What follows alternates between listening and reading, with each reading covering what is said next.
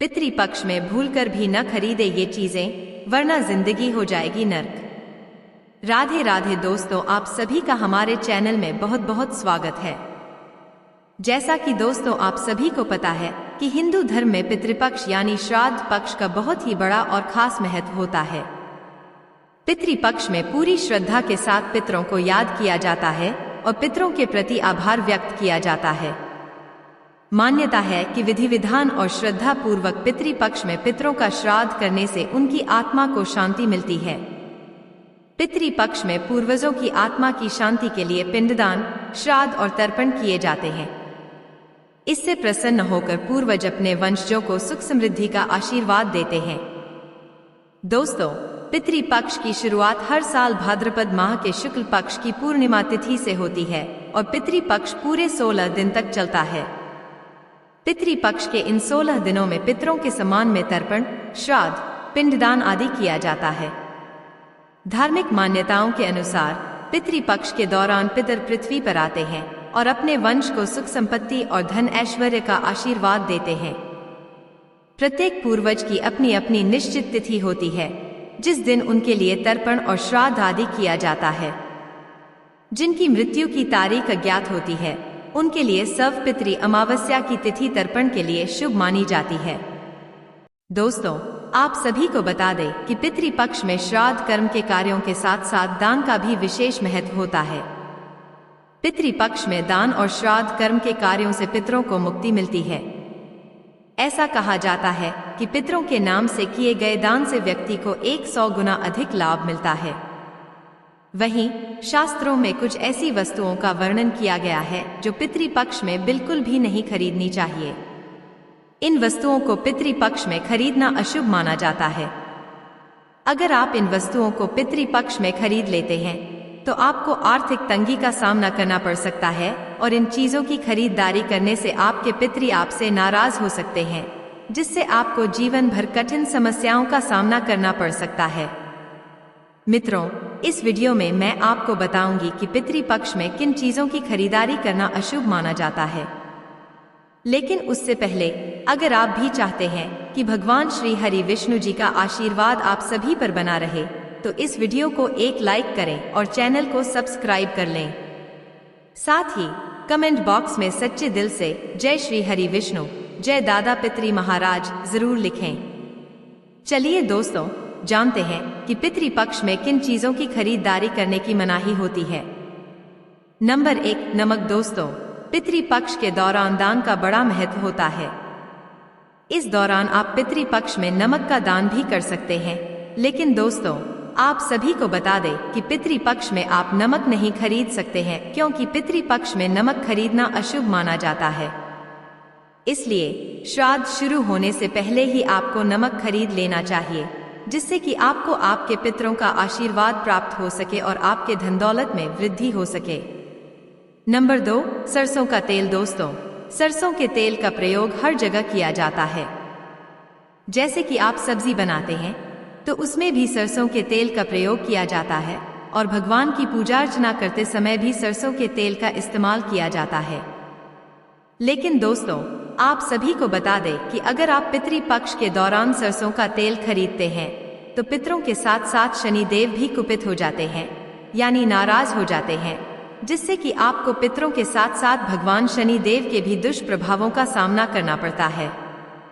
इसलिए गलती से भी पितृपक्ष के दौरान सरसों का तेल ना खरीदें। आपको पितृपक्ष शुरू होने से पहले ही सरसों का तेल खरीद लेना चाहिए।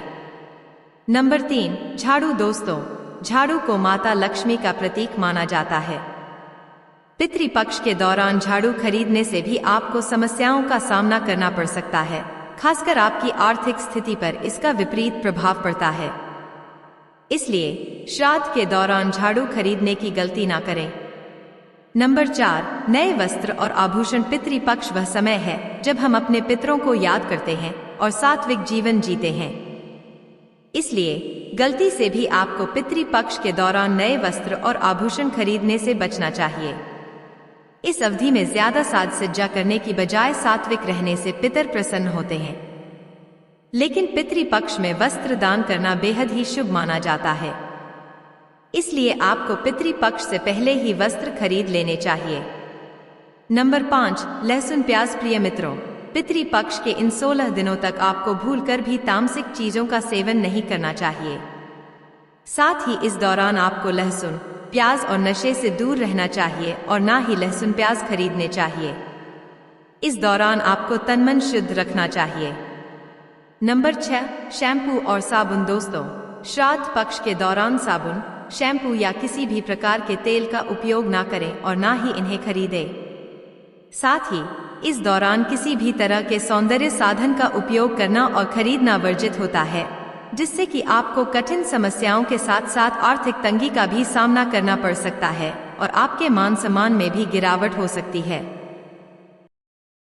नंबर 7, लोहा। शास्त्रों के मुताबिक लोहे को शनिदेव की धातु माना जाता है। इस वजह से लोहे से जुड़े कुछ कामों को शुभ और कुछ कामों को अशुभ माना गया है। इस दौरान शनिवार के दिन लोहे को नहीं खरीदना चाहिए। और बात करें पितृपक्ष की, तो पितृपक्ष के दौरान लोहे का सामान भी नहीं खरीदना चाहिए। इससे घर में नकारात्मक ऊर्जा बढ़ती है, जिससे कि घर में अशांति बनी रहती है। नंबर 8, वाहन और भूमिभवन। पितृपक्ष के इन 15 से 16 दिनों में आपको वाहन और भूमिभवन खरीदने से भी बचना चाहिए। अगर गलती से भी आप ऐसा कर लेते हैं तो इसके गंभीर परिणाम आपको भुगतने पड़ सकते हैं। इस दौरान भूमि या वाहन की खरीदारी करने से फायदे की जगह आपको नुकसान उठाना पड़ सकता है। इसके अलावा आपको श्राद्ध पक्ष में सोना, चांदी या अन्य चीजों की खरीदारी भी नहीं करनी चाहिए। नंबर 9, इत्र। आपको बता दें कि पितृपक्ष के इन 16 दिनों में इत्र का प्रयोग नहीं करना चाहिए और ना ही इत्र खरीदना चाहिए। नहीं तो आपको पितरों के साथ साथ भगवान श्री हरि विष्णु जी के क्रोध का सामना करना पड़ सकता है, जिससे कि आपको शुभ परिणाम की जगह अशुभ परिणाम देखने को मिल सकते हैं। नंबर 10, मांस और मदिरा। इन वस्तुओं के साथ ही पितृपक्ष के दौरान आपको मांस मदिरा की खरीदारी भी नहीं करनी चाहिए और ना ही इन चीजों का सेवन करना चाहिए। इन चीजों का सेवन करने से आप तो कष्ट भोगते ही हैं और आपके पितरों की आत्मा को भी शांति नहीं मिलती है। नंबर 11, रात में ना करें। श्राद्ध पितृपक्ष में पितरों का तर्पण व श्राद्ध सूर्य की रोशनी में ही करना चाहिए।